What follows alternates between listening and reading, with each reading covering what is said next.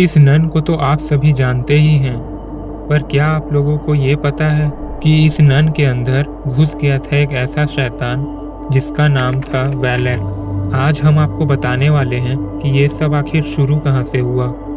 ये सब एक ऐसे चर्च से शुरू हुआ था जिसे इंग्लैंड का मोस्ट हॉन्टेड हाउस कहा जाता है।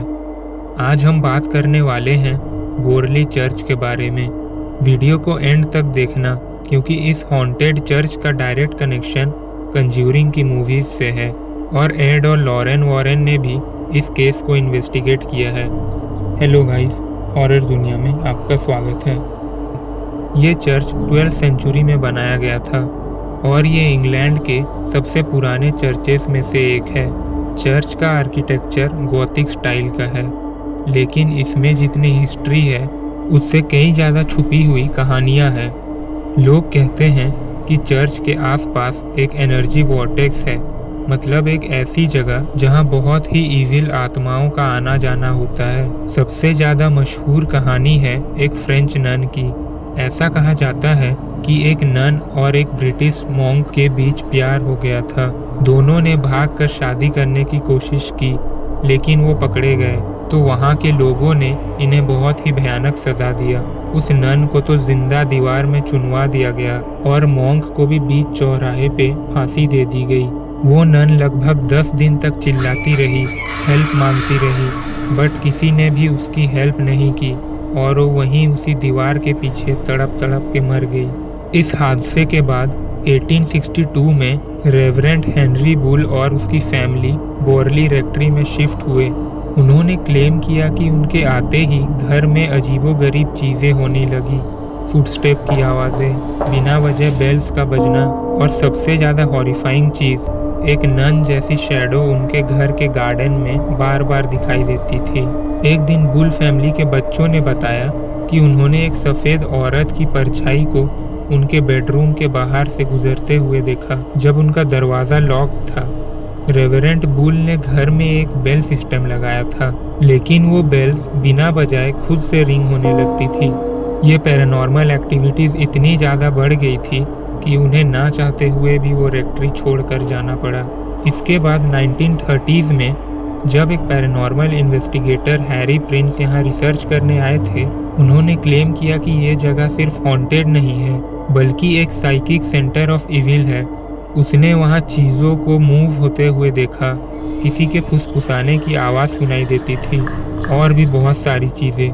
1939 में एक भयानक किस्सा बोरली रेक्ट्री को और भी खतरनाक बनाता है।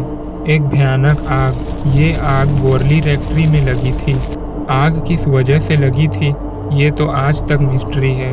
कुछ लोग कहते हैं कि वो फायर नेचुरल था, लेकिन कई लोग मानते हैं कि ये पैरानॉर्मल रिटेलिएशन था, यानी कोई आत्मा की चेतावनी, जैसे कि कोई इविल स्पिरिट वार्निंग दे रहा हो। जब फायर के बाद रेक्ट्री की इन्वेस्टिगेशन हुई तब वहाँ से एक जला हुआ डायरी मिला जिसमें लिखा था, she won't rest, she Burns through time.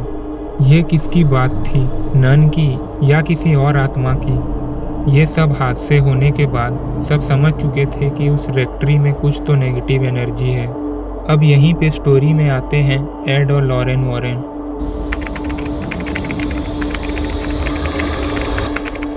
अब बात करते हैं दुनिया के सबसे फेमस घोस्ट हंटर एड और लॉरेन वॉरेन की। शायद आपने उन्हें द कंज्यूरिंग मूवीज़ में देखा होगा, लेकिन वो रियल लाइफ में भी हॉन्टेड जगहों का इन्वेस्टिगेशन करते थे।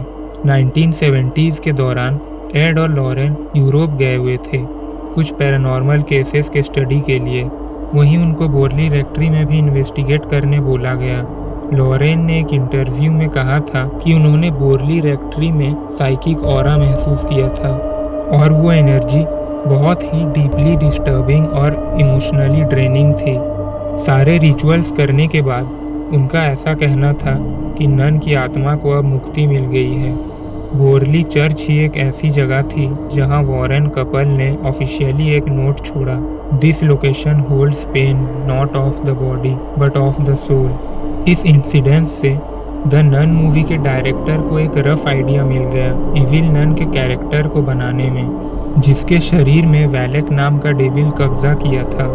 खैर वैलेक की तो एक अलग ही स्टोरी है, बट आप खाली अभी इतना समझ सकते हो कि इस चर्च वाली नन का द नन मूवी के साथ डायरेक्ट कोई लिंक नहीं है। तो अब आपने इस नन के बारे में तो जान लिया, पर आप अब सोच रहे होंगे कि अब ये वैलेक कौन है। वैलेक के बारे में जानना है तो लेफ्ट वाली वीडियो में क्लिक करें और जान लें।